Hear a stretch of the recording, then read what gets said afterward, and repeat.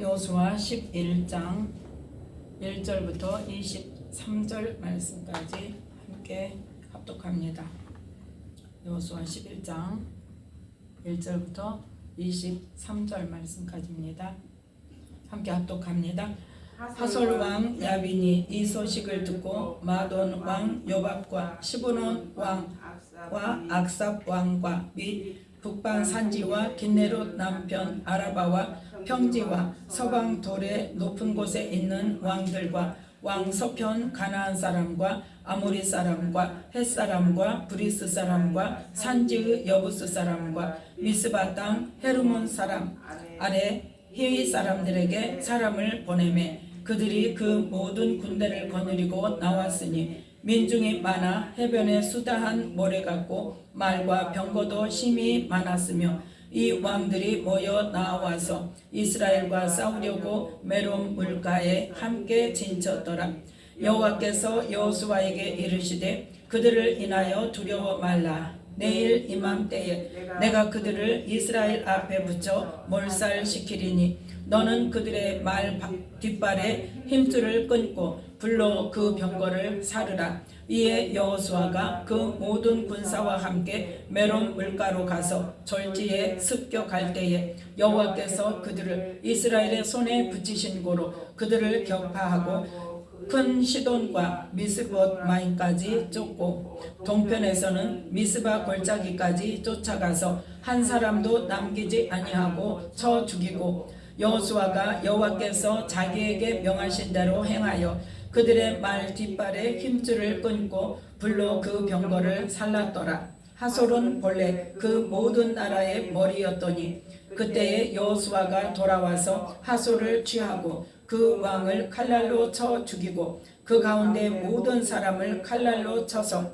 진멸하여 호흡이 있는 자는 하나도 남기지 아니하였고 또 불로 하솔을 살랐으며 여호수아가 그 왕들의 모든 성읍과 그 모든 왕을 취하여 칼날로 쳐서 진멸하여 여호와의 종 모세의 명한 것과 같이 하였으되 여호수아가 하솔만 불살랐고 산 위에 건축된 성읍들은 이스라엘이 불사르지 아니하였으며 이 성읍들의 모든 재물과 가축은 이스라엘 자손들이 탈취하고 모든 사람은 칼날로 쳐서 진멸하여 호흡이 있는 자는 하나도 남기지 아니하였으니 여호와께서 그 종 모세에게 명하신 것을 모세는 여호수아에게 명하였고 여호수아는 그대로 행하여 여호와께서 모세에게 명하신 것을 하나도 행치 아니한 것이 없었더라.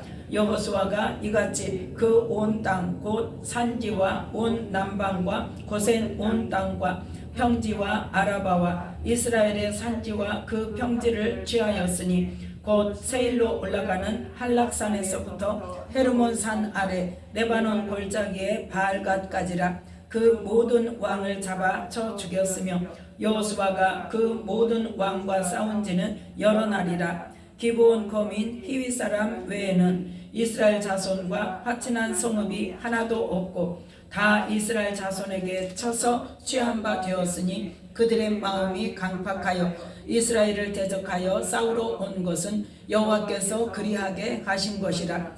그들로 저주받은 자 되게 하여 은혜를 입지 못하게 하시고 여호와께서 모세에게 명하신 대로 진멸하려 하심이었더라. 그때에 여호수아가 가서 산지와 헤브론과 드빌과 아낙과 유다 온 산지와 이스라엘의 온 산지에서 아낙 사람을 멸절하고 그가 또 그 성읍들을 진멸하였으므로 이스라엘 자손의 땅 안에는 아낙 사람이 하나도 남음이 없고 가사와 가드와 아스도데만 약간 남았었더라. 이와 같이 여호수아가 여호와께서 모세에게 이르신 말씀대로 그 온 땅을 취하여 이스라엘 지파의 구별을 따라 기업을 주었더라. 그 땅에 전쟁이 그쳤더라. 아멘. 말씀에 은혜가 있으시기 바랍니다. 오늘 말씀은 가나안 지방을 정복한 이스라엘이라는 말씀의 제목으로 함께 은혜를 나누고자 합니다. 오늘 말씀 보면 여호수아 10장에는 어느 지역입니까? 예루살렘에서 남쪽 지역을 점령을 했습니다. 이 10장에 보면 누가? 예루살렘 왕 아도니세덱이 헤브론 왕과 야르뭇 왕과 라기스 왕과 에글론 왕과 연합하여서 이스라엘과 전쟁하려고 쳐들어왔을 때 그들을 다 진멸시켰죠. 그들을 진멸시키고 그 다음에 그 주변의 지역, 그러니까 이 여호수아 10장은 예루살렘에서 남쪽 지역을 말합니다. 남쪽 지역, 여부수 족속, 아모리 족속, 헷 족속에 살고 있는 남쪽 지역의 막게다 지역, 림나, 라기스, 또 에글론, 헤브론, 드빌, 그러한 남쪽 지방. 그래서 여호수아 10장 40절에 보면, 자, 함께 읽습니다.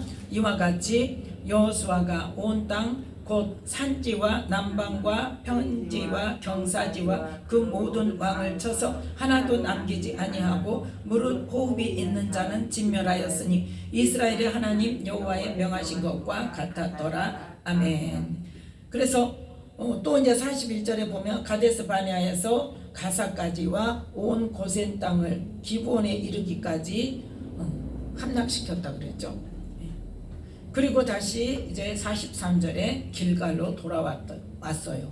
그래서 남쪽 지역을 거의 이제 큰 성읍들은 다 점령을 하고 정복을 했는데, 그러고 나니까 이제 어디서? 북쪽 지역에서 그때 북쪽 지역을 하솔 왕이 거의 뭐하고 있었더라? 대장으로 있었어. 그 모든 나라의 머리였다고 그랬죠. 10절 말씀에, 여호수아 11장 10절 말씀에 하솔은 본래 그 모든 나라의 머리였더니, 모든 그 북쪽 지역에 있는 여러 나라들의 머리였다, 우두머리였단 말이에요. 그래서 이 하솔 왕 야빈이 11장 1절에 보면 마돈 왕 요밥과 시므론 왕과 악삽 왕과 또 북방 산지와 긴네롯 남편 아라바와 평지와 서방 돌의 높은 곳에 있는 왕들과 또 동서편 가나안 사람과 아모리 사람과 헷 사람과 브리스 사람과 산지의 여부스 사람과 미스바 땅 헤르몬 산 아래 히위 사람들에게 사람을 보내매. 그러니까 예루살렘 그 북쪽 지역의 모든 곳에 사람을 보내가지고 다 모여라. 그래가지고 4절에 보니까 그들이 그 모든 군대를 거느리고 나왔으니 민중이 많아서 어떻게 해요? 셀 수도 없이 많았다는 거죠. 해변에 수다한 모래 같고 말과 병거도 심히 많았으며, 그래서 그 지역의 모든 군대가 다 일어나서 지금 이스라엘을 대적해서 싸우러 왔는데, 그때 하나님께서 말씀을 하시는 거죠. 6절 말씀 함께 읽습니다. 여호와께서 여호수아에게 이르시되 그들을 인하여 두려워 말라. 내일 이맘때에 내가 그들을 이스라엘 앞에 붙여 몰살시키리니 너는 그들의 말 뒷발에 힘줄을 끊고 불로 그 병거를 사르라. 아멘. 걱정하지 마. 자, 이 남쪽 지역에 예루살렘 왕을 비롯해서 5 왕이 연합해서 왔을 때 그 아모리 사람들을 어떻게 했었다? 하나님께서 치게 하셨는데 뭐 하도록? 아주 태양이 저물지 않고 달이 꼼짝도 않고 그대로 있도록 뭐 하기까지? 완전히 쳐서 멸하기까지. 태양을 멈추고 달을 멈춰서까지도, 그러니까 하나님께서 하고자 하시고 하나님께서 말씀하시고 이루실 때는 어느 무엇도 그것을 방해할 수 없어요. 하나님은 어떤 방법을 써서라도 이루신다. 아멘. 그래서 태양이 멈추고 달이 멈추는 그러한 사건이 벌어지는 것을 보면서 이제 이스라엘 백성들에게 힘이 생겼을까요? 안 생겼을까요? 힘이 생기고 담대함이 생기고 이제 정말 하나님께서 주신다고 하시더니 정말 이렇게까지 하셔서 우리를 이기게 하시는구나 하고 믿음이 생겼겠죠. 그 상황에서 지금 북쪽에 있는 여러 왕들이 쳐들어온다고 하고 그 군대들이 다 모여가지고 있는 것을 보니까 어때? 해변에 수다 모래 같고 말과 병거도 심히 많아서 이렇게 많은 군대가 모여서 우리와 싸우려고 한다. 그때 하나님께서 여호수아에게 두려워 마라. 내가 내일 이맘때에 완전히 몰살시킬 거야. 그러면서 그 몰살시킬 때 너희들이 이길 때에 그들의 말 뒷발에 힘줄을 끊고 불로 그 병거를 살라라. 그래서 이제 7절부터 8절까지의 말씀을 통하여서 하나님께서 이스라엘의 손에 붙이신 거로 그들을 다 격파하고 시돈과 미스르봇마임까지 쫓고 동편에는 미스바 골짜기까지 쫓아가서 한 사람도 남기지 아니하고 쳐 죽이고 9절에 여호수아가 여호와께서 자기에게 명하신 대로 행하여 하나님께서 말씀하신 대로 전쟁을 이긴 다음에 다 행했단 말이에요. 어떻게? 말 뒷발에 힘줄을 끊고 불로 병거를 살리고 또 어떻게 했어요? 자, 13절 14절 함께 읽습니다. 여호수아가 하솔만 불살랐고 산 위에 건축된 성읍들은 이스라엘이 불사르지 아니하였으며 이 성읍들의 모든 재물과 가축은 이스라엘 자손들이 탈취하고 모든 사람은 칼날로 쳐서 직멸하여 호흡이 있는 자는 하나도 남기지 아니하였으니. 아멘. 지금 그 성까지 다 모든 성을 다 불살르라고 하지 않았습니다. 뭐만 했어요? 말이 힘쓰지 못하도록 말 뒷발에 힘줄만 끊어라. 그리고 병거를 살라라. 그리고 누구를? 모든 사람들. 사람들만 어째라? 남녀노소 하나도 남기지 말고 다 호흡이 있는 자는 쳐서 남기지 말아라 그랬죠. 그리고 그 성읍의 재물과 가축은 어째라? 이스라엘 자손들이 탈취해라. 어디서만 너희들이 갖지 말라고 했어요? 여리고성에서만. 여리고성은 이스라엘 백성들이 싸웠어요? 안 싸웠어요? 안 싸웠죠. 하나님이 하라고 하신 대로 성을 돌기만 했어. 하루에 한 번씩 돌다가 7째 날에 7번 돌고 소리 내지 마라 할 때는 잠잠하고 소리 질러라 할 때 소리 지르고 항아리 속에 횃불을 감춰가지고 들고 다녀라. 그리고 들고 다니고 항아리 깨라 그러니까 깨고 그거밖에 안 했어요. 칼이나 창을 들지 않았어요. 그러면 누가 하신 거다? 하나님께서 군대 장관을 앞서 보내셔서 그 성을 여리고 성은 오직 하나님께서 하신 거예요. 하나님께서 하신 것이기 때문에 뭐예요? 사람들이 그 재물을 취하면 됩니까? 안 돼요. 전리품이 있을 수 없죠. 그래서 모든 그런 재물까지도 완전히 다 태워라. 그리고 태울 수 없는 금이나 은이나 그런 동이나 태울 수 없는 것은 어떻게 해라? 여호와의 곡관으로 드려라. 즉 뭐다? 하나님 거다. 하나님께서 싸우셨다. 하나님 거다. 그런데 이제 아이성에서부터는 어떻게 말씀하십니까? 거기에 있는 재물들을 취해라. 그렇게 허락을 하십니다. 그리고 싸움은 누가 해요?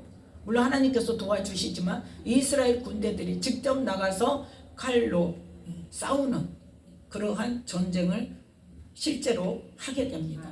그래서 그 전쟁으로 인한 수고에 대한 하나님께서는 그러니까 공짜는 없어요. 언제나 수고에 대한 대가는 있어야 돼요. 그게 하나님의 공의예요. 무슨 일을 하든지 하나님의 일을 한다 할 때는 수고에 대한 대가가 반드시 있어야 되는 거예요. 그래서 이 이스라엘 백성들이 실제로 전쟁에 나가서 그거를 했기 때문에 이 성읍의 모든 재물과 가축은 다 이스라엘 자손들이 전리품으로 취하고 사람은 어떻게 하고 칼날로 쳐서 진멸하여 호흡이 있는 자는 하나도 남기지 아니하였다. 근데 그게 무엇대로 한 거다? 하나님께서 말씀하신 대로 한 거다. 자, 15절 말씀 함께 읽습니다. 여호와께서 그 종 모세에게 명하신 것을 모세는 여호수아에게 명하였고 여호수아는 그대로 행하여 여호와께서 무릇 모세에게 명하신 것을 하나도 행치 아니한 것이 없었더라. 아멘.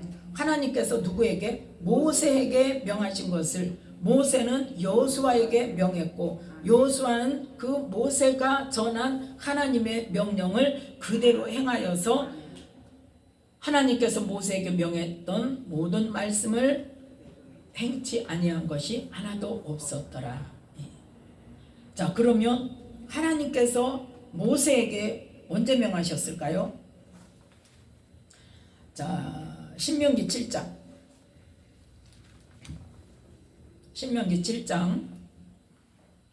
1절부터 5절 말씀까지입니다. 함께 읽습니다.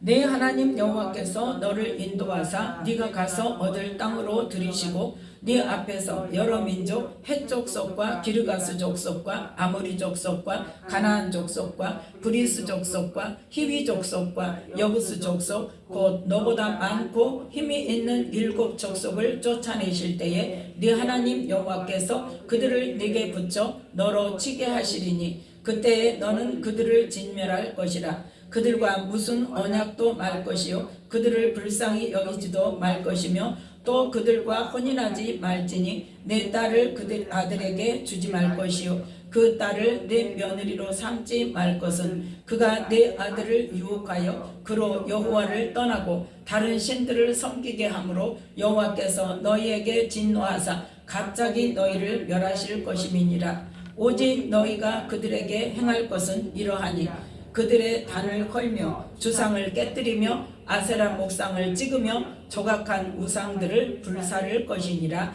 아멘. 자, 하나님께서 너희들을 어디로 인도할 것이다? 가나안 땅으로 인도하셔서 그 가나안 땅에 살고 있는 여러 민족 헷 족속과 기르가스 족속과 아모리 족속과 가나안 족속과 브리스 족속과 히위 족속과 여부스 족속 그 7 족속이 너희보다 어떤 족속이다? 많고 힘이 있는 족속이라는 것을 하나님은 이미 알고 계세요.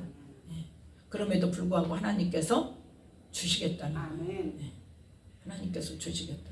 그런데 그 약속의 말씀을 가나안 정탐하러 간 12 정탐꾼들이 그걸 보고 믿음이 있는 자와 믿음이 없는 자가 갈렸죠. 그래서 믿음 없는 10사람의 말을 사람들은 더 듣더라. 왜? 그게 현실이니까. 그게 실제니까. 그러면 하나님은 그 땅에 있는 7 족속이 강한 족속이고 힘이 있고 많은 족속인지 알아요, 몰라요? 아셔요. 아셔도 그래서 하나님께서 주시겠다는 거예요. 그들이 더 약하면 니들이 알아서 취해 그럴 거 아니에요.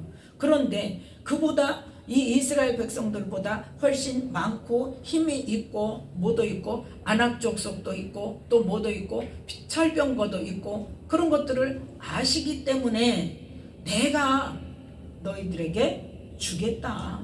뺏어 주겠다. 그러니까 내가 줄 거니까 나를 믿고 너희들은 어떻게 해라. 전쟁 나가.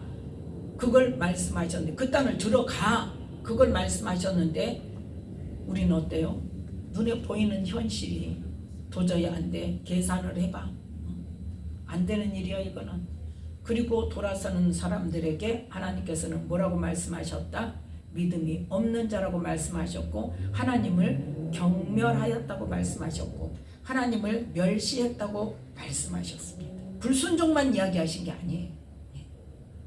그러니까 한마디로 말해서 하나님이 우리 주신다고 해서 또 하나님이 무슨 능력으로 그거나 마찬가지예요. 하나님이 저렇게 생겼는데 저렇게 강한데 하나님이 무슨 능력으로 뺏어갖고 우리한테 줘요? 안 돼요. 누가 능력 없단 말이에요? 하나님이 능력이 없단 말이에요. 그 말을 뒤집으면 하나님은 그 능력이 안 된다는 말이에요. 그러니까 그래서 하나님이 너희가 나를 어느 때까지 멸시하겠느냐 그랬어요.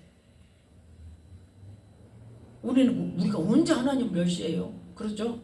그런데 뭐가 멸시하는 거다? 하나님의 그 능력과 말씀을 믿지 못하는 것이 그것이 하나님을 멸시하는 거예요. 믿음이 없는 데서 끝나면 그래도 감사하죠. 그런데 믿음 없다고 끝나는 게 아니라 하나님을 멸시했다고 하나님께서는 받으신단 말이에요. 그래서 이 신명기 7장을 통해서 하나님께서 이 모세의 설교를 통해 누구에게 가장 먼저 여호수아가 듣도록 하죠. 그리고 모든 이스라엘 백성들이 듣는 앞에서 가장 앞에 뭐가 있었다? 누가 있었다? 여호수아가 있었죠. 그래서 이 신명기 7장은 모세의 설교를 통해서 하나님의 말씀을 전하신 거고, 그 다음에 그러면 여호수아, 모세로부터 말씀을 받아서 누가? 여호수아가 또 말씀을 선포를 했어요. 여호수아 3장 10절 말씀. 요단강을 건너기 전에 여호수아가 이스라엘 백성들을 모아놓고 뭐라고 말해요? 지금 요단강을 이제 건너갈 거야. 그러면서 10절 함께 읽습니다. 또 말하되 사실은 하나님이 너희 가운데 계시사 가나안 족속과 헷 족속과 히위 족속과 브리스 족속과 기르가스 족속과 아모리 족속과 여부스 족속을 너희 앞에서 정령이 쫓아내실 줄을 이 일로 너희가 알리라. 아멘. 지금 언약궤가 너희 앞서 가서 요단강을 너희가 건너고 나면 그 땅에 있는 7 족속들을 하나님께서 쫓아내실 능력이 있을 것이라는 것을 알게 되리라고 말이에요. 뭘 통해서? 요단강이 멈추는 것을 통해서. 너희들은 하나님께서 요단강을 어떻게 건너게 하시는지 너희가 눈으로 똑바로 봐라. 그 하나님의 능력이 뭐한다? 가나안 땅의 7 족속을 쫓아내실 하나님의 능력이다. 그래서 그 말씀대로 행하신 거죠. 그러면 자,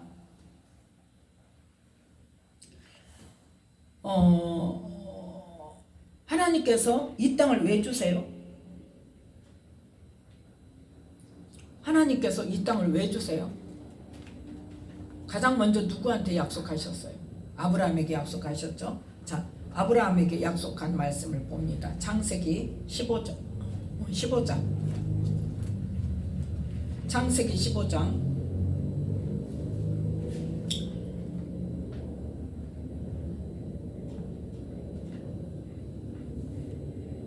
창세기 15장 18절부터 21절 말씀까지 함께 읽습니다. 그날에 여호와께서 아브라함으로 더불어 언약을 세워 가라사대 내가 이 땅을 애굽 강에서부터 그 큰 강 유브라데까지 네 자손에게 주노니 곧 겐 족속과 그니스 족속과 간몬 족속과 헷 족속과 브리스 족속과 르바 족속과 아모리 족속과 가나안 족속과 기르가스 족속과 여부스 족속의 땅이니라 하셨더라. 아멘.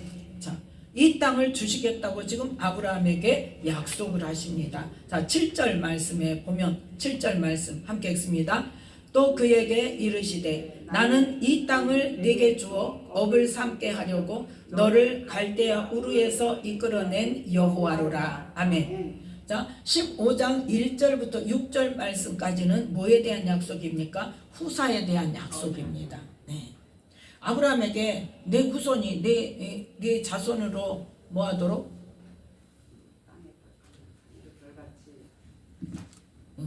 자, 12장 창세기 12장 창세기 12장 자, 2절 말씀 함께 읽습니다. 내가 너로 큰 민족을 이루고 네게 복을 주어 네 이름을 창대케 하리니 너는 복의 근원이 될지라. 아멘. 네게 너로 뭘 이루게? 큰 민족을 이루게 하겠다. 그러면 너로 큰 민족을 이루게 하겠다는 것은 막연하게 뭘 주시겠다는 거예요? 후사를 주시겠다는 거예요. 그런데 자, 15장에서 2절 말씀에 보면 자, 하나님이 다시 나타나셨어요. 2절 함께 읽습니다. 아브라함이 가로되 주 여호와여 무엇을 내게 주시려나이까? 나는 무자하오니 나의 상속자는 이 다메섹 엘리에셀이니이다. 아멘. 나는 뭐 한다고? 아들이 없어요. 자식이 없어요. 하나님이 나로 큰 민족을 이루게 하신다고 약속하셨는데 또 지금 나타나셔갖고 뭐라고 말씀하셔? 나는 너의 방패요 너의 지극히 큰 상급이니라 두려워하지 말아라 그랬더니 하나님 그럼 나한테 뭘 주시려고요? 나는 아들도 없고요 상속자가 없어요. 그러니까 내가 데리고 있는 다메섹 사람인 엘리에셀 이 종이 엘리에셀에게 나는 이 나의 모든 재산을 나의 모든 권리를 물려줄 수밖에 없습니다 하고 하나님께 말씀을 드릴 때에 아니다 그렇게 말씀하시죠. 3절에 보니까 아브라함이 또 뭐라고 해요? 주께서 내게 씨를 아니 주셨으니 하나님 나로 큰 민족을 이루게 하신다고 하더니 나를 뭐도 안 주셨어? 아들은 안 주시네. 아들은 안 주시니까 뭐 어쩔 수 없잖아. 내 집에서 길리온 자가 나의 후사가 될 수밖에 없지 않습니까? 그걸 말하는 거예요. 그랬더니 하나님께서 4절에서 뭐라고 말씀하세요? 그 사람은 너의 후사가 아니다. 네 후사는 누가? 네 몸에서 날짜가 네 후사가 될 거다. 그러니까 아들을 주겠다는 약속을 하시죠. 그랬을 때 이제 그런데 네 후손이 어느 정도 하늘을 우러러 무뼈를 셀 수 있나 보라. 네 자손이 이와 같으리라. 그때 아브라함이 하나님을 믿었다는 것이 하나님께서 그렇게 말씀하시고 그렇게 해주실 거라는 것을 믿었다는 거죠. 그랬더니 하나님께서 그를 의로 여겨 주신 거예요.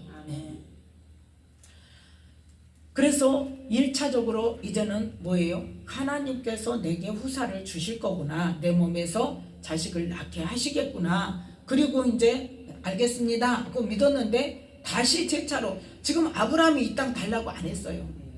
7절에 보면 하나님께서 나는 이 땅을 너에게 주려고 업을 삼게 하려고 너를 갈대아 우르에서 이끌어 왔어. 그래서 12장 1절에 너는 너의 본토 친척 아비집을 떠나서 내가 내게 지시할 땅으로 가. 그 땅이 바로 이 땅이야 하고 말씀하셔요. 그러니까 내가 무슨 권리로요? 내가 무슨 권리로 이 땅을 차지하고 삽니까? 그 말이나 마찬가지죠. 8절 말씀이 함께 있습니다. 그가 가로되 주 여호와여 내가 이 땅으로 업을 삼을 줄을 무엇으로 알리이까? 아멘.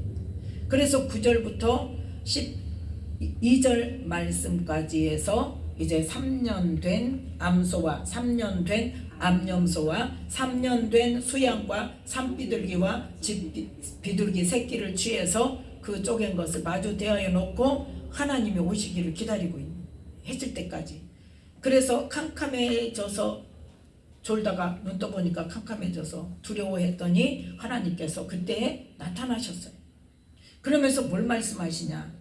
이 땅을 주겠다고 하셔놓고 뭐라고 말씀하죠? 13절 여호와께서 아브라함에게 이르시되 너는 정령이 알라 네 자손이 이방에서 객이 되어 그들을 섬기겠고 그들은 400년 동안 네 자손을 괴롭게 하리니 그 섬기는 나라를 내가 징치할지며 그 후에 네 자손이 큰 재물을 이끌고 나오리라. 너는 장수하다가 평안히 조상에게로 돌아가 장사될 것이요 네 자손은 4대 만에 이 땅으로 돌아오리니 이는 아모리 족속의 죄악이 아직 관영치 아니함이니라 하시더니 이제 17절에 해가 져서 이 타는 횃불이 쪼갠 고기 사이로 하나님께서 일방적으로 약속하신 거예요. 이 약속의 말씀 때문에 그 땅을 주시겠다는 거예요. 지금 그 후손들의 한 거 아무것도 없습니다. 누가 하셨어요? 하나님이 하셨어요.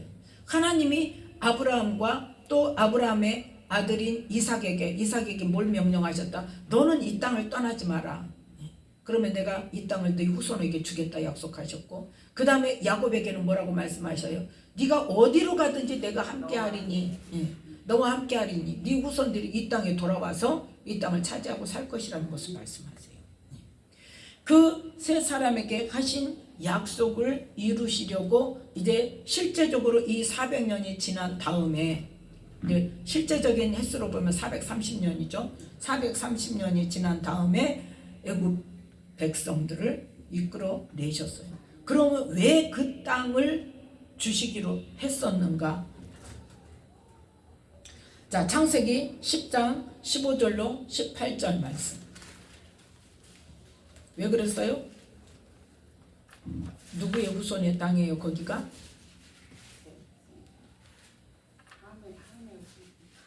함의 아들 가나안의 자손. 여기 창세기 10장 6절부터 보면 함의 자손에 대해서 나옵니다. 6절부터 20절 말씀까지 함의 자손이 누구고 아들이 누구고 그 자손이 누구고 그에서 어느 땅에서 살았다는 것이 나와요. 거기에 바로 자 15절 말씀부터 함께 읽습니다. 가나안은 장자 시돈과 헷을 낳고 또 여부수 족속과 아모리 족속과 기르가스 족속과 히위 족속과 알가 족속과 신 족속과 아르와 족속과 스말 족속과 하마 족속의 조상을 낳았더니 이후로 가나안 자손의 족속이 흩어져 처하였더라. 가나안의 지경은 시돈에서부터 그라를 지나 가사까지와 소돔과 고모라와 아드마와 스보임을 지나 라사까지였더라. 아멘. 이 지역이 바로 하나님께서 아브라함을 통하여 네 후손에게 주리라고 약속하신 그 땅이라. 그런데 그 땅이 노아가 본 대로 그 가나안에 뭐다? 죄가 관영한다. 다른 족속들보다 함의 자손, 셈의 자손들보다 이 함의 자손들이 더 악하게 살았는데 그 중에서도 누구? 가나안의 자손들이 더 악하게 살더라는 거죠. 그래서 하나님께서 아브라함을 통하여서 그 가나안 후손이 살고 있는 그 땅을, 그 7 족속의 땅을 아브라함의 후손에게 주시겠다고 약속하셨던 것입니다. 그래서 이제 모세를 통해서 이스라엘 백성들을 애굽에서 이끌어내시고 그 약속하신 대로 400년이 지나서 이끌어내시는데 큰 민족을 이루었고 또 뭘 이끌고 나왔더라? 큰 재물을 이끌고 그 말씀이 언제 선포하셨다? 아브라함에게 선포하셨다니까. 창세기 15장에 그 말씀이 이제 430년 후에 모세를 통해서 이끌고 나오는 이스라엘 백성들의 현실이 되었더라는 거예요. 그래서 큰 재물을 이끌고 나왔는데 그 큰 재물을 어디다 썼어요? 왜 큰 재물을 가지고 나오게 하셨어요? 광야에서 무슨 일을 했죠? 그렇죠. 성막을 지었죠. 그 사람들이 만약에 애굽에서 큰 재물을 그렇게 이웃에게서 얻어가지고 나오지 않았다면 뭐 가지고 성막을 짓겠어요? 아무것도 없죠. 종살이 했는데 무슨 재물이 있겠어요? 종살이 했어요. 떵떵거리고 살다가 장사하고 갑부돼가지고 살다가 나온 거 아니에요. 종살이 했는데 무슨 재물이 있습니까? 그런데 6월절 때 어떻게 했어요? 10번째 재앙 때 너희들이 어쩌라 각기 이웃에게 재물을 구해라 그랬어. 그래서 사람들이 막 재물을 줬어요. 그래서 큰 재물을 이끌고 나와서 하나님께서는 광야에서 뭘 짓게 하셨어요? 성막을 짓게 하셨어요. 가나안 땅에 들어가서 지은 게 아니잖아요. 그리고 그 성막으로 40년을 하나님의 인도를 받았죠. 물론 불기둥과 구름 기둥으로 하나님께서 인도하셨지만 상징적으로 보이는 것은 뭐예요? 성막이에요. 그게 뭐 때문에 그래요? 눈에 안 보이니까 어쩌더라? 만들더라. 하나님은 하나님을 비겨서 무슨 상이든지 만들어라 만들지 마라. 어떤 형상이든지 만들지 말라고 했는데 모세가 시내산에 가서 40일 동안 안 내려오니까 어때요? 죽었는지 살았는지 우리가 알 수가 없어. 그러니까 우리가 뭘 대신해서 하나님을 모세 말고 이제 모세를 믿는 게 아니라 이제는 우리를 인도하여 낸 그 신을 만듭시다 해가지고 아론이 만들어낸 게 뭐예요? 금송아지죠. 그래서 금송아지를 만드니까 하나님께서 대노하셔가지고 그걸 부수게 하고 그 다음에 이제 다시 모세가 이제 돌을 깎아가지고 시내산에 올라가서 하나님께서 그 돌에다가 그 말씀을 새기시는 그 40일 다시 두 번째 40일 그 기간 동안에 말씀하신 게 뭘 말씀하셨어요? 성막에 대해서 말씀하시고 제사장에 대해서 말씀하시고 제사법에 대해서 말씀하시고 그래서 내려온 다음에 성막을 짓는 일을 한다. 그래서 하나님께서는 그렇게 말씀하시고 친히 이루시는데 우리는 어떻게 그걸 상상이나 하고 계산을 하겠어요? 성막에서 어떻게 광야에서 어떻게 무엇으로 성막을 지어요? 그런데 큰 재물을 이끌고 나오게 해서 그렇게 성막을 짓게 하더라는 거죠. 그런 것처럼 하나님께서 또 모세의 죽는 그 순간에 가나안 땅에 이스라엘 백성들이 들어가는 그 시점에서 모세는 어떻게 바라만 보고 죽는 곳으로 데려가시고 그 다음에 후계자를 여호수아를 세우셔서 여호수아를 통해서 가나안 땅에 들어가셔서 이제 이 여호수아 10장 11장을 통해서 남쪽 지역 북쪽 지역의 모든 가나안 그 중요한 그러한 왕들을 그 민족들을 족속들을 다 죽이는 그러한 지금 시기에 왔단 말이에요. 자, 그런데 보세요. 이제 16절 여호수아 11장으로 돌아옵니다. 여호수아 11장 16절 17절 18절에 보니까 어땠어요? 이 여호수아가 온 땅 곧 산지와 온 남방과 고센 땅과 평지와 아라바와 이스라엘의 산지와 평지 세일로 올라가는 한락산에서부터 헤르몬산 아래 레바논 골짜기의 발가까지 모든 왕을 잡아쳐 죽이고 전쟁이 이제 어떻게 했어요? 끝났어요. 자, 19절 함께 읽습니다. 기브온 거민 히위 사람 외에는 이스라엘 사람과 화친한 성읍이 하나도 없고 다 이스라엘 자손에게 쳐서 취한 바 되었으니 그들의 마음이 강팍하여 이스라엘을 대적하여 싸우러 온 것은 여호와께서 그리하게 하신 것이라. 그들로 저주받은 자 되게 하여 은혜를 입지 못하게 하시고 여호와께서 모세에게 명하신 대로 진멸하려 하심이었더라. 아멘. 중요한 말씀이 어디예요? 20절 말씀이에요. 20절 말씀이에요. 지금 남쪽의 모든 사람들이 막 쳐들어오고 아모리의 5 왕이 연합을 해서 쳐들어오고 또 그 옆에 주변의 성들이 다 항복하지 않고 다 대적해서 싸운 것이 뭐 때문이다? 북쪽 지역의 하솔 왕이 그 북쪽에 있는 모든 왕들을 다 끌어모아 가지고 전쟁하러 온 것이 뭐 때문이다? 하나님께서 그 마음을 강박하게 하셨어요. 왜요? 하나님께서는 그 땅을 진멸하기를 원하시기 때문에. 하나님의 계획은 뭐다? 그 땅의 모든 족속을 진멸하시는 것이 하나님의 뜻이기 때문에 하나님께서 긍휼을 베풀지 않으셨단 말이에요. 하나님께서 요나를 통해서 니느웨 성에 보내실 때는 뭐 하라고? 회개하라고. 네, 회개하라고. 그래서 그 니느웨 땅의 사람들은 하나님께서 어떤 마음을 주셨어요? 회개할 수 있는 마음을 주셔요. 왜 회개할 수 있었을까요? 그냥 그 마음이 생겼을까요? 자, 보세요. 그 마음이 생길 때는 그 마음이 생길 수밖에 없는 상황이 있기 때문에 그런 거예요. 그 요나가 그 성을 가기 바로 전에 전염병으로 인해서 큰 환란이 있었어요. 니느웨 성에. 그래서 전염병으로 한바탕 난리가 나서 막 사람들이 죽어나가고, 그래서 사람들이 두려움에 있을 때 요나 선지자가 와서 너희들 회개하지 않으면 하나님께서 이 성을 멸하실 거다. 그러니까 이제 두려움이 있어요, 없어요? 두려움이 있는 데다가 또 와서 너희들 회개 안 하면 이 성을 하나님께서 멸하실 거야. 그러니까 진짜 멸할 것 같은 두려움이 온 거죠. 그래서 회개할 수 있는 마음이 생긴 거예요. 네. 하나님께서는 원래는 뭐 하기를 원하세요? 돌아오기를 원하세요. 회개하기를 원하세요. 회개하기를 원하시는데, 보세요. 이 아모리 땅 사람들만 해도, 이 가나안 땅의 사람들, 원주민들만 해도, 가나안의 후손들만 해도 지금 언제부터? 하메 시대부터 이제까지 살면서 어땠어요? 악을 계속 행하고 살았다는 거예요. 그런데 조그만 죄 지어도 하나님이 진멸하시더라? 아니라는 거죠. 기다려 주시는 거예요. 기다려 주시는데 언제까지? 관용할 때까지 죄악이. 그런데 그동안 하나님께서 말씀 안 하실까요? 기회를 안 주실까요? 주시죠.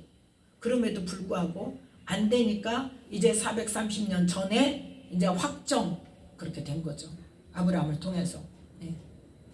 이스라엘 백성들에게도 마찬가지잖아요. 우리가 엊그제 봤듯이 이스라엘 백성들도 어때요? 이렇게 가나안 땅을 뺏어서 주시면서 뭐라고 말씀하셨어요? 너희들도 하나님 말씀대로 행하지 않으면 이 땅의 거민들처럼 너희도 망할 거야 하고 경고를 주셨어요. 그러면서 하나님의 율법과 말씀에 잘 순종하면 내가 너희들에게 모든 민족이 뛰어난 민족이 될 수 있도록 나가도 들어가도 복을 줄 것이고, 말씀을 지켜 행하지 않으면 어떨 것이다? 저주가 임할 것이다 하고 말씀을 주시고 아멘하고 하시고, 그래서 그 땅을 차지하고 사는 언제부터? 여호수아 죽고 나서 사사기 시대 때부터 하나님 말씀을 지킵니까? 안 지킵니까? 안 지켜요. 사사기 시대를 지나서, 열왕기 시대를 지나서, 열왕기 하 시대에 가서 누구를 통해서? 이사야 선지자를 통해서 이제는 더 이상 안 되겠다. 그 안에 여러 번 선지자를 보냈지만 안 들어요. 그러니까 이사야 선지자를 통해서 뭘 선포하셨다? 너희 귀를 막아버리고 눈을 닫아버려서 보아도 보지 못하게, 들어도 듣지 못하게, 깨닫지 못하게. 왜? 깨달으면 돌이켜서 하나님께 돌아올까봐 너희들 내가 이제 완전히 막 멸망시키기로 작정했어. 그러면서 그러고 나서도 많은 시간이 지나고 나서 거의 한 100년 정도, 100년이 더 지나고 나서 북이스라엘이 멸망을 당합니다. 그걸 누가 봤어요? 히스기야 왕이 봤어요. 예. 그때 이사야가 있었어요? 안 있었어요? 없었어요? 없었어요? 있었어요. 므낫세 왕에게 죽었잖아요. 이사야가. 므낫세가 누구 아들이에요? 히스기야 아들이에요. 예.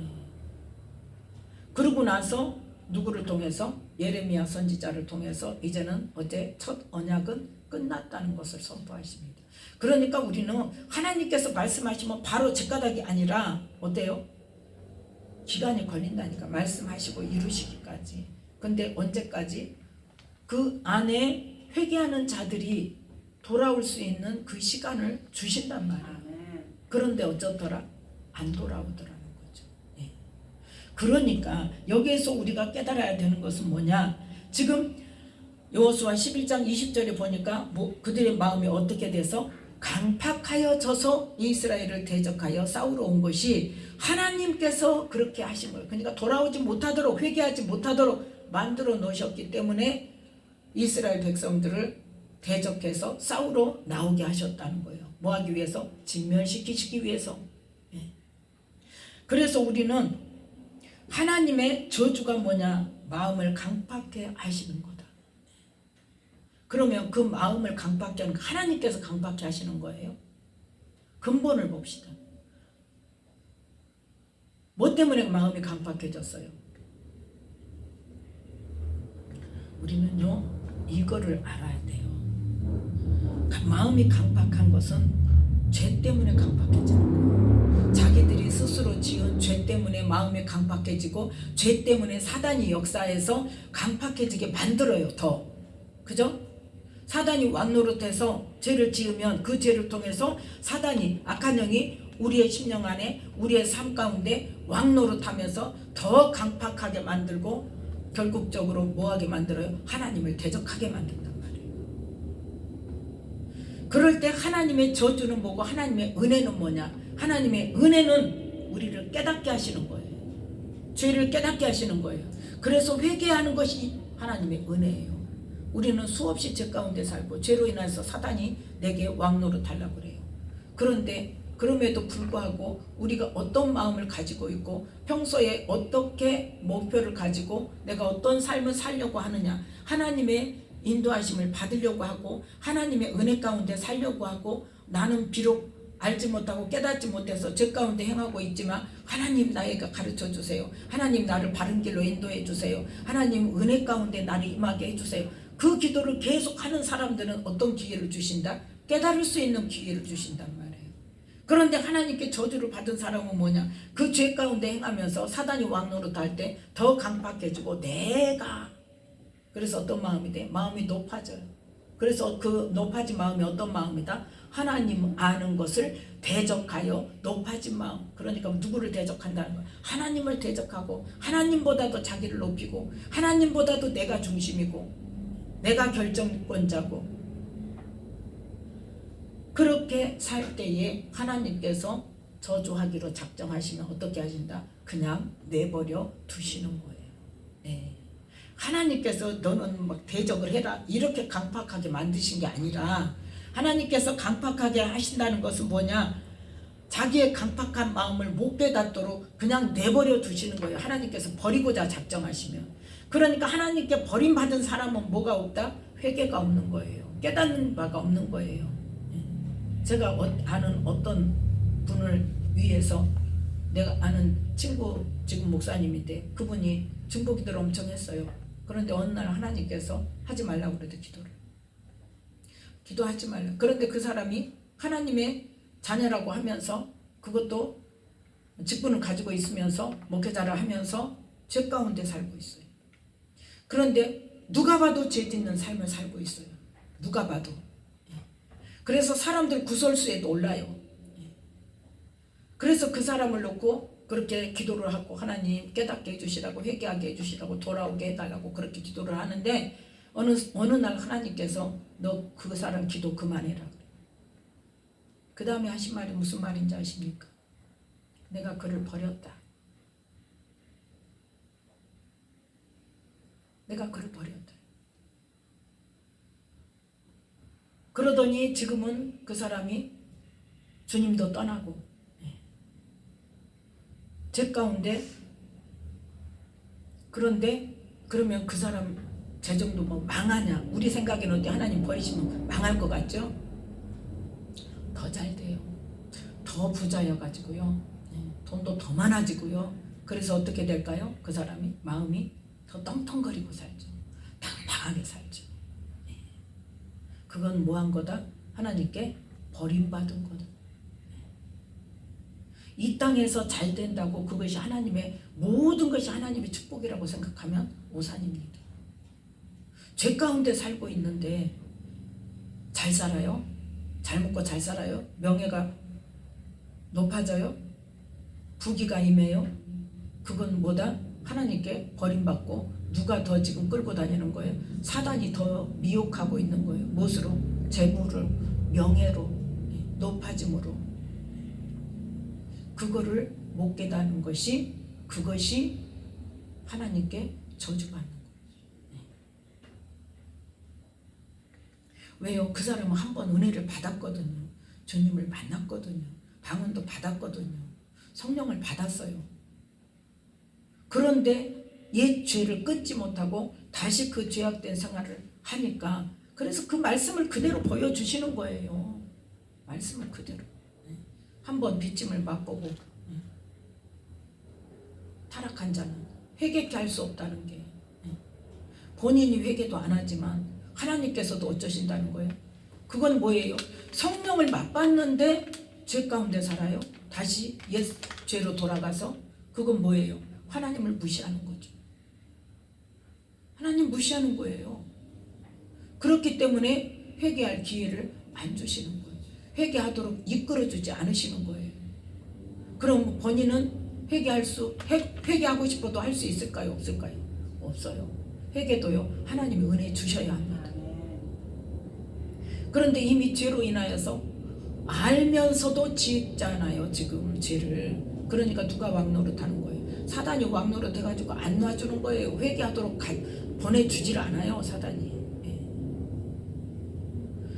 그래서 우리는 하나님의 은혜를 늘 구하면서 하나님의 긍휼하심을 구하는 가운데 언제나 어디서나 무슨 일을 하든지 하나님 내가 깨닫지 못하는 죄가 있다면 깨달을 수 있는 은혜를 달라고 구하는 것이 하나님의 긍휼을 입은 자란 말이에요.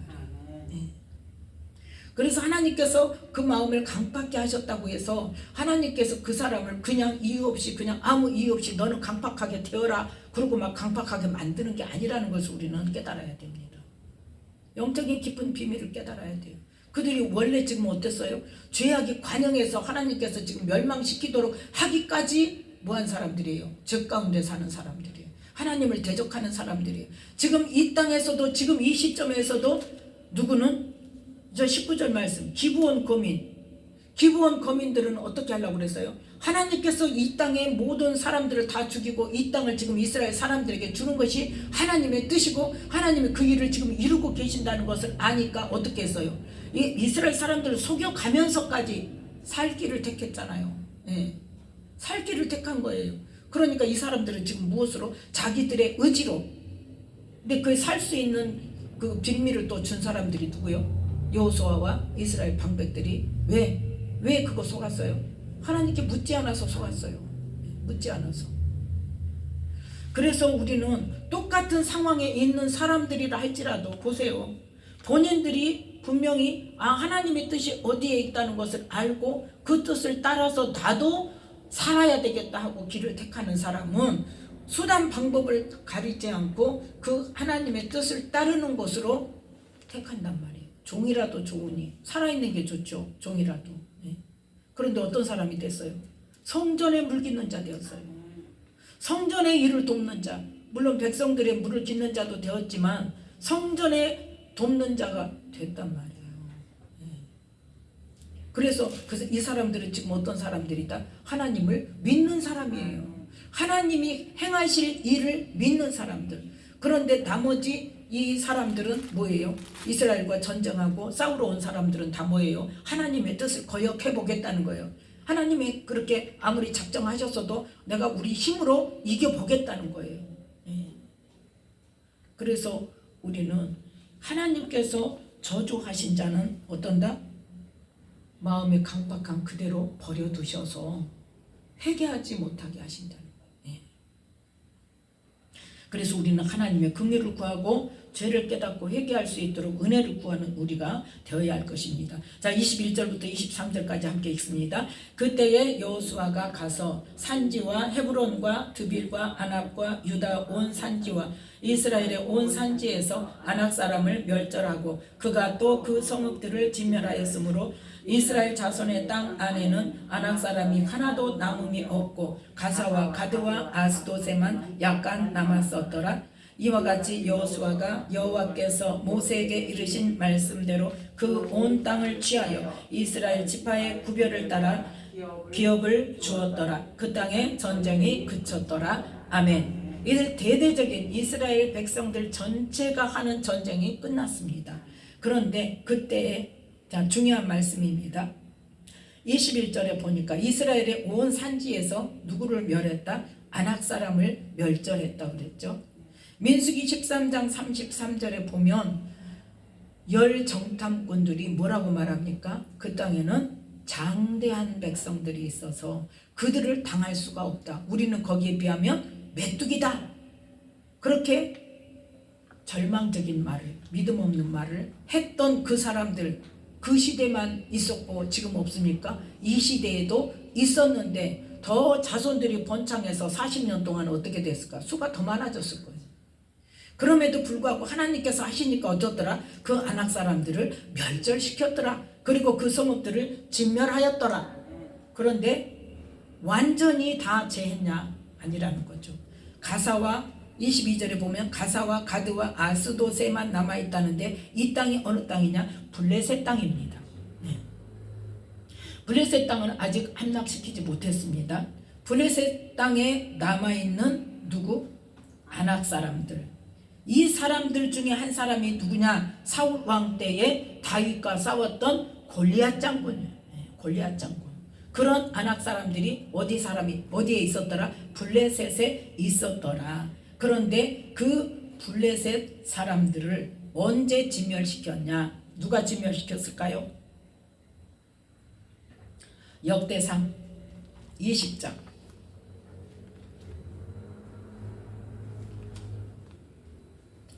역대상 20장 8절 말씀입니다.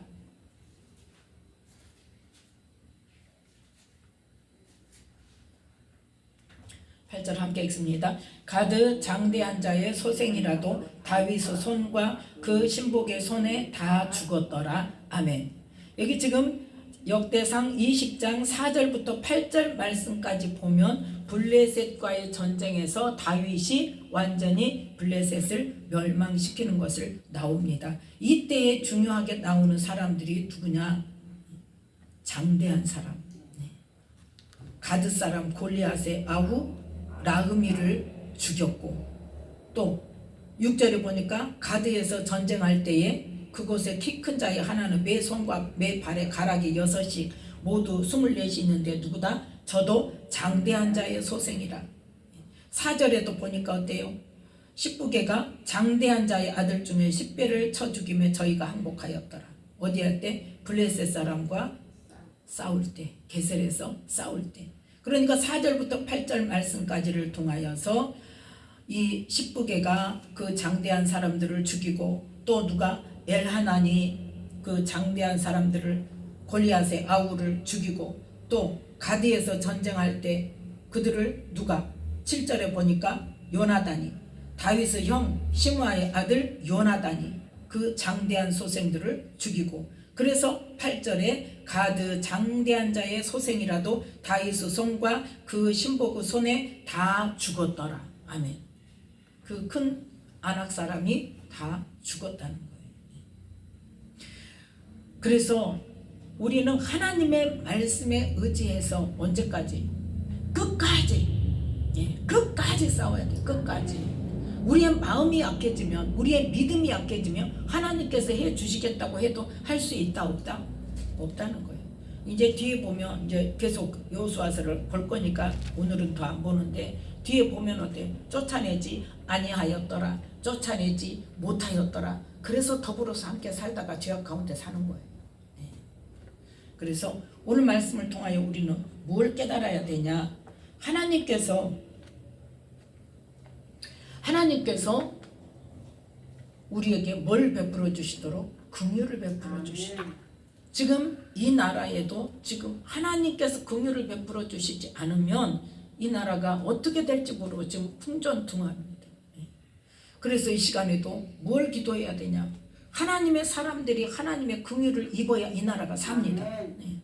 그래서 하나님께서 이 나라를 긍휼히 여기셔서 하나님의 자녀들에게 회개의 영을 부어주시도록, 깨달을 수 있도록, 또 그 죄악들이, 우리의 전쟁은 뭐에 속한 거라 그랬어요? 혈과 육에 속한 것이 아니요, 강력한 진을 파하는 거예요.